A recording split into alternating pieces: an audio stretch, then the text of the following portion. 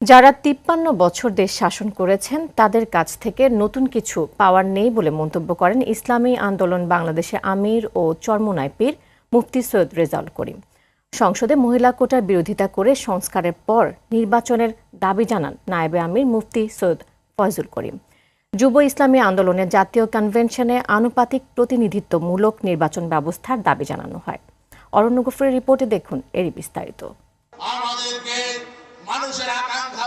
যুব ইসলামী আন্দোলনের পঞ্চম জাতীয় কনভেনশন উপলক্ষে জুমার পরই কানায় কানায় পূর্ণ হয়ে যায় সোহরাওয়ার্দী উদ্যান।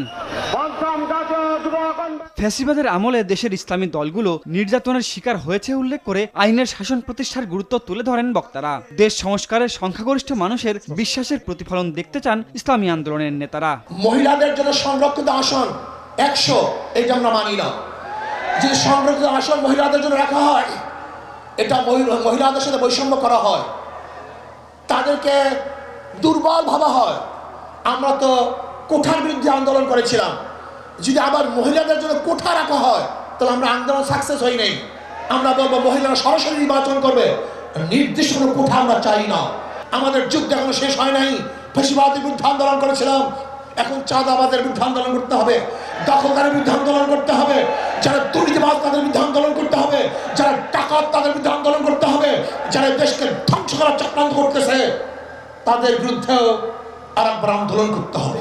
চাঁদাবাজ দখলবাজদের ক্ষমতায় বসানোর জন্য জনগণ ফ্যাসিবাদ তারাইনি বলে মন্তব্য করেন চরমোনাই পীর। বোদা পা দিয়ে যে লাথি মারবার শক্তি থাকে না, এটা আমাদের জানা হয়ে গেছে।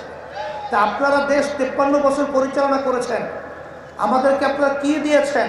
আর নতুনভাবে আমাদেরকে ও পা দেখাই আর ভয় দেখানো, আশা দেখাই লাভ নাই। এখন পরিবর্তন করতে হবে।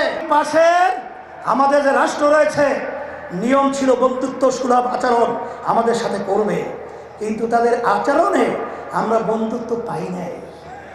তাদের দোষদেরকে খুশি করবেন এবং তাদেরকে নিয়ে আপনারা ক্ষমতায় যাবেন না, এটা কখনই হবে না, আর হতে দেওয়া যাবে না।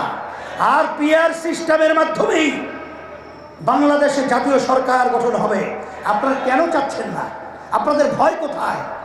আবার আপনারা এই নির্বাচন পদ্ধতির মাধ্যমে এককভাবে ক্ষমতায় গিয়ে আবার আপনারা বিভিন্ন ধরনের আমাদের উপরে সেই স্টিভ রুলার জুলুমের এটা চাপিয়ে দেবেন, এটা হবে না। অস্থির হয়ে গেছে, পিআর নির্বাচন পছন্দ করছেন না। আমি বলবো এখন বাংলাদেশের মানুষ সজাগ হয়ে গেছে। আপনারা জরিপ করে দেখেন, আপনারা তো মনে করেন আপনারা অনেক তাল গাছ হয়েছেন, আসলে আপনাদের পায়ের নিচে মাটি নেই, মাটি কিন্তু সরে গেছে।